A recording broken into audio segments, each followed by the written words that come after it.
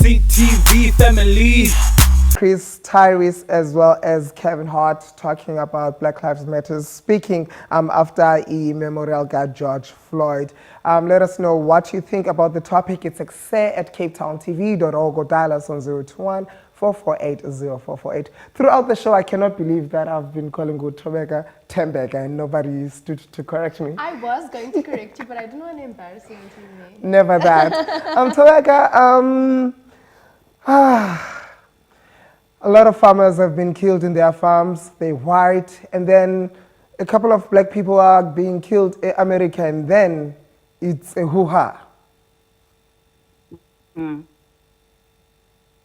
Yep. Well, I have to let me paint this picture firstly, so that I make you guys understand where my point is coming from. So we stay in a province called the Free State, and the Free State is predominantly Afrikaans. You know, the language that's being spoken here is Afrikaans.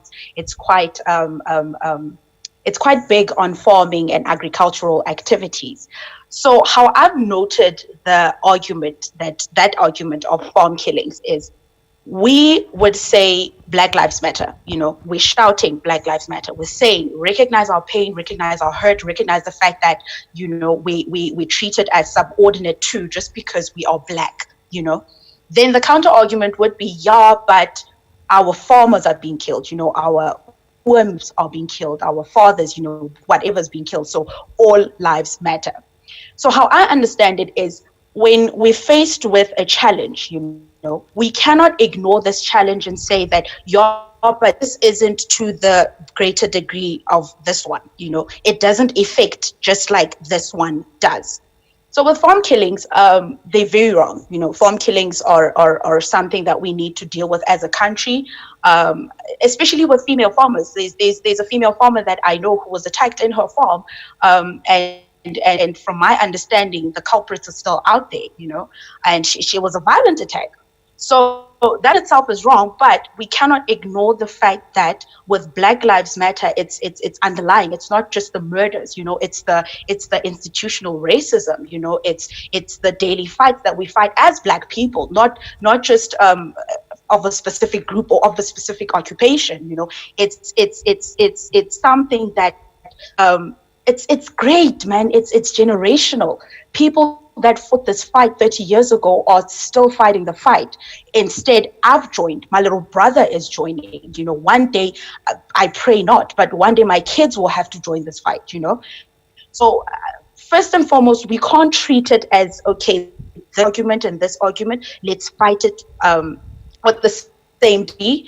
Recognize that farm killings are wrong, and they need to be dealt with. That's where the police comes in, you know, that's where legislation comes in, to make sure that the people are found, they're persecuted, you know, the farmers are protected, because we do depend on them. Our livelihood, our food comes from their farms. But at the same breath, we can't now shift focus and say that, okay, but the Black Lives Matter movement needs to stand at halt so that we can deal with this topic.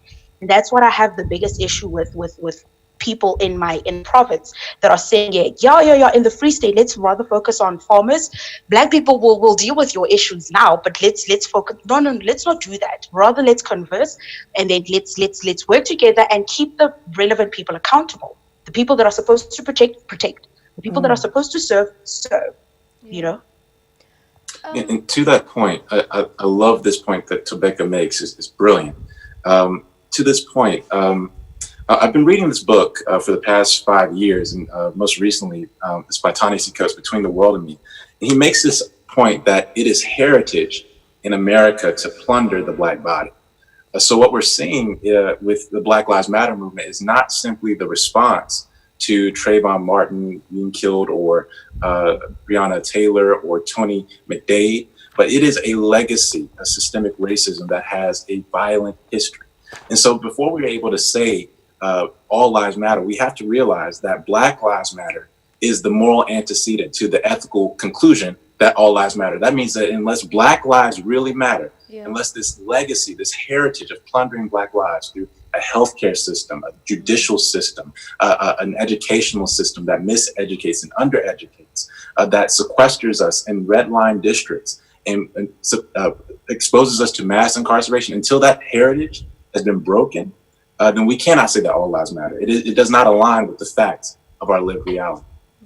Rebecca, one would say, okay, I'm a white person, I'm not racist, and my kids are not racist, my friends are not racist, so this has nothing to do with me.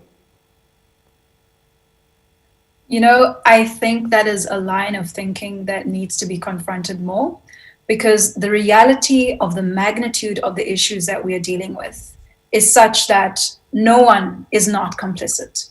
You know, whether you are white, whether you're even a black person, we had this conversation earlier about the fact that it's black on black violence in South Africa. The issue of systemic racism has hurt everyone. It has violated everyone. And I think this is what the so-called other in this situation needs to realize. If you are a white person and you know you're well educated, maybe you even consider yourself woke, right? That does not give you a free pass to not confront these issues or to not address them within your community. Because you need to realize that if you're sitting back and you're not doing anything, you're perpetuating the problem. And don't think that this problem just affects Black people. Don't think that this is just an issue of police brutality. This is going to hurt you as well. We don't want to live in a society where, you know, we claim to be ethical or we claim that all lives matter. And yet, you know, as Devon just mentioned, that isn't the case. I think that fundamentally that does something to us spiritually as well. And so, you know, I don't think that there is such a thing of this is something for certain people to fight. You know, if we want to create the society that we want to live in, this is something we all have to be involved in. And given we have different roles that we need to play, given our different positions of power because of the systemic racism and issues of structural injustice, but the point is that there is a place for you to play as well. And if you can't see that, then you need to open your eyes, quite frankly. Yeah. Isabel, in your opinion, how has the media coverage actually been different through the past few weeks? Do you see an increased amount of media companies, news reports speaking out against Black Lives Matter? And is it different? Are they using different terminology? Is it more positive? Does it lean in someone's favor? Yeah, thank you for that question. I think a couple folks have mentioned how we are seeing responses from many different organizations and businesses, and they're releasing statements. Some of them are simply doing that. Some of them are taking it a step further and donating funds to causes that are supporting and really advancing the movement for Black lives. But I think for me, I think that we're going to have to see in the long term if this is really a difference. I really appreciate what Rebecca pointed out earlier, that, you know, L'Oreal made a statement, but who sits on their board?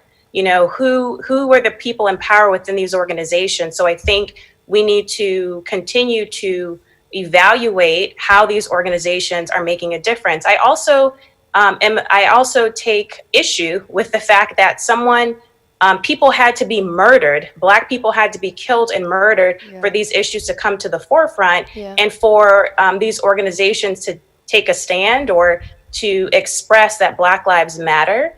And really, what does that mean? I think in so many ways, anti-Blackness is real. Anti-Blackness is experienced by all of us. And so truly, we'll see how these organizations are moving the needle and making sure that Black people's lives are valued, and that they are creating spaces and environments that really support diversity and inclusion.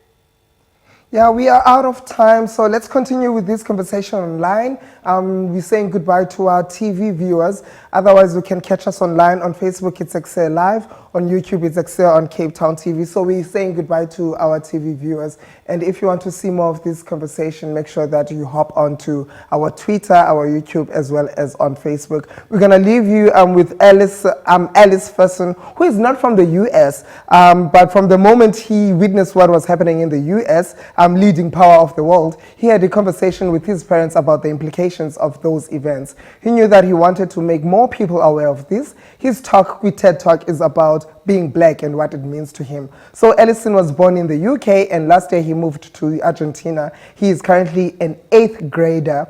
He talks about this event using the TED conference format, but independently organized by a local community.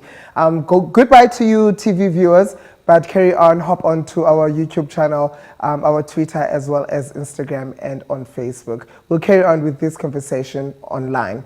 Here is Alison Ferson. CTV family.